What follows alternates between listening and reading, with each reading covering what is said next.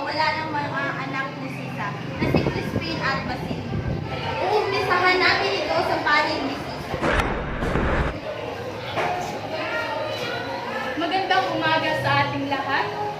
Ako po si Attorney Angel Levy Arnaiz. Ako po'y naririto upang depensahan ang aking kliyenteng si Sisa.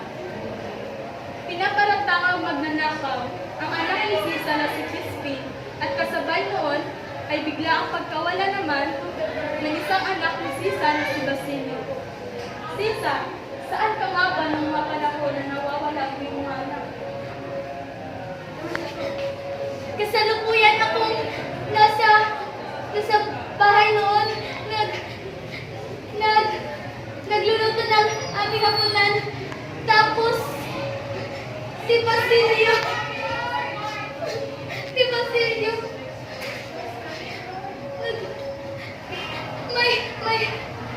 may tugas sa noo. Tapos, tinanong ko siya kung ano yung, bakit may tugas sa noo. Tapos, sinabi niya, yung kapatid niya, napagpintangan nagnakaw ng unsa na pagmamayari ni Padre Salvin. Magkatapos, nung umagang iyon, may dumaang dalawang Guardia Civil at si Basilio, simula noon, hindi ko na nakita.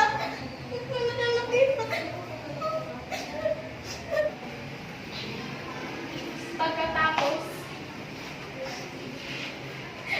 Ako sa mga anak ko, isang musmos na ginagawang alipin at kakarapot lamang ang sahod. Iyak! Iyak. Paano mo ito nagagawa sa harap ng mismo ng Panginoon? Iyak ka. Anak, tapos ginagawa ko siya alipin. Iyak! Kayo. Iyak kayo. Iyak kayo. Iyak.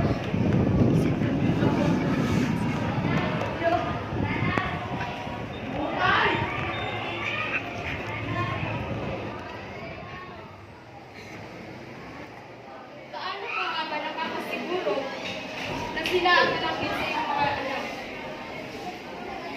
Dahil nung minsan umuwi sila Crispin at Basilio, may nakita akong mga pasa at galos sa kanilang katawan. At nung araw na yun, alam kong sa kumbento lamang sila nanggaling. At alam kong sila, yan, yan, sila lang ang mga gagawa nun. Dahil alam nilang isa lang kaming daralita na walang kakayahang ipagtanggol ang sarili. Kami? Akala nila lang yun. Akala nila. Bakit mo pinapayagang magtrabaho at magpalipas ng ilang araw ang iyong mga anak kung gayon sinasaktan lamang sila nito? Sa pilitan? Sa pilitan, pinagtanong ko ang aking mga anak! Dahil sa oras na tumanggi ito, ay papatayin sila. Naisa nang umuwi ng aking mga anak noong kawalo. Ngunit sa kasapiman ay sa Kristal Mayor, ay isang linggo na sila nagpalipas doon. Video, bawang kasinungalingan lamang lumalabas sa bibig ng babaeng yan. Order in the court! Ang mga testigo kapag papatunay na sila ay nagpapalipas lamang. Maaari niyo ba ilahad sa unang ito ang lahat ng inyong nalalaman? Narinig ko po ng mga panahong pinagpipintahan si Crispin na magnanakaw ay papatayin daw po sa palo kapag hindi isang mga basta. At may narinig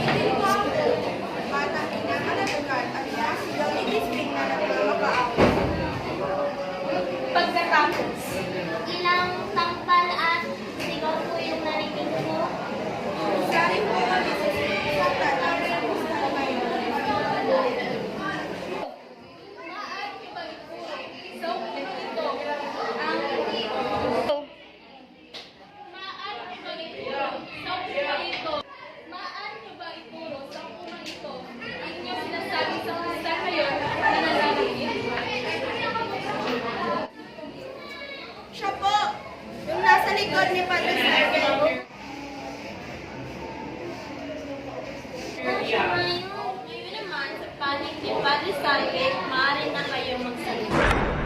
Magandang umaga sa ating lahat. Ako nga pala si Atty. Erica Bacharpa. Sinasabi ng aking kliyente na si Padre Salve na naakuhang kinuha ng bata ang 2 unsa sa pagmamayari ni Padre Salve. Maaari ko bang sabihin sa hukumang ito ang mga nangyari noon sa oras na yon? Kasulukuyan ako nagmuni-muni sa labas ng kumbento nang bigla akong tawagin ng Kristan Mayor at sinabing ninakawan ako ng pera ng batang si Crispin. Paano mo nasabi na ninakaw ng bata ang pera?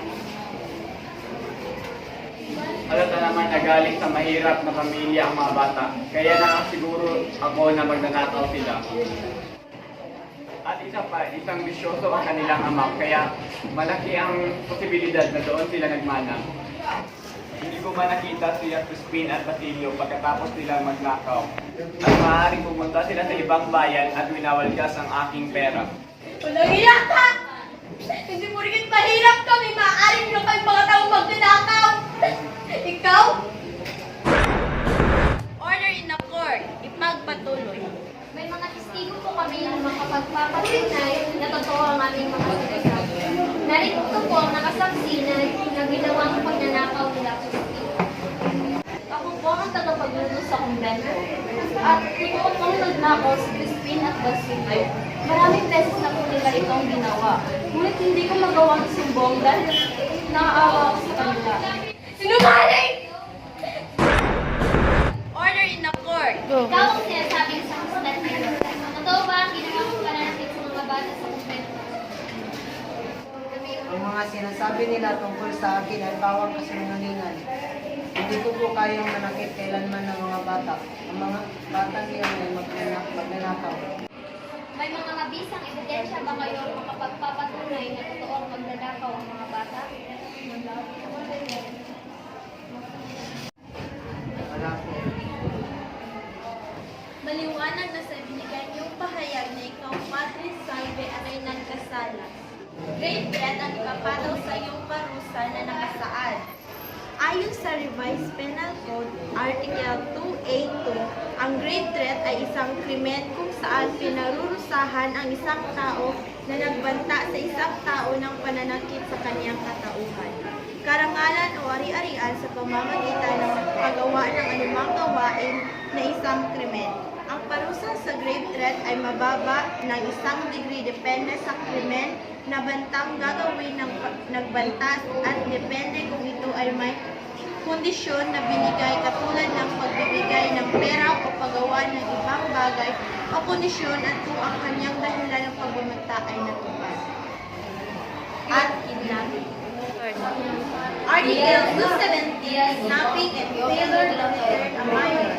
The penalty of execution perpetua 30 years of imprisonment or more shall be imposed upon any person who being entrusted with the custody of a minor person shall deliberate free, fail, or restore the latter of his parent or At ikaw, Padre Salve, ay napatunayang guilty. At ikaw naman sa Kristan Mayor ay nagkasala ng child abuse. Based on the RA number 7610, implementing rules and regulations, child abuse refers to the infliction of physical or psychological injury, cruelty to or neglect, sexual abuse, 50 years of imprisonment or more. Ikaw din ay napatunayang guilty. Dismissed.